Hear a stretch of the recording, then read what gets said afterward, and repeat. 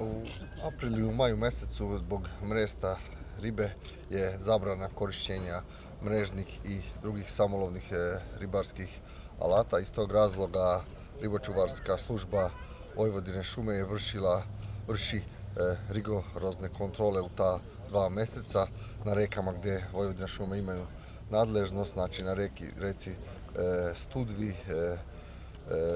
Dunavu i na Savi.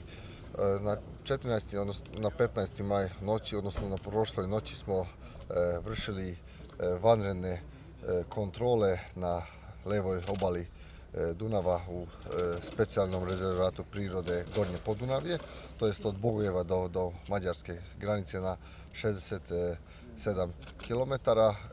Fokus kontrole ribočuvara su bili privredni ribolovci, odnosno da li koriste nedozvoljene alate, to jest stajaće mreže i druge stajaće ribolovne alate, a sa druge strane kontrolisani su i sportski ribolovci na osnovu zakonom propisanih 4 kriterijuma, to jest da li koriste dozvoljeni broj štapova, maksimalno 3, da li vraćaju ribu ispod mere, odnosno da li poštuju dnevni ulov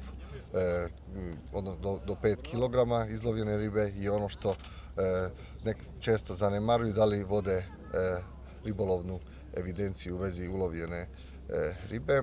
Možemo konstatovati da je jučerašnja akcija bila uspešna, kao što vidite iza mene, zato što je zaplenjeno oko 1800 metara stajaće mreže, to je 54 komada ponaosob, odnosno 20 bubnjeva i kontrolisano je 37 sportskih ribolovaca i napisani su 2 prijave. Skoro svi zaposleni u ribočuvarskoj službi u Vojvodina šumama su učestvovala u ovoj akciji, to je 21 ribočuvar sa 9 čamaca i sa 1 gliserom. Takođe smo koristili najmoderniju opremu za noćno osmatranje, odnosno termovizijske kamere.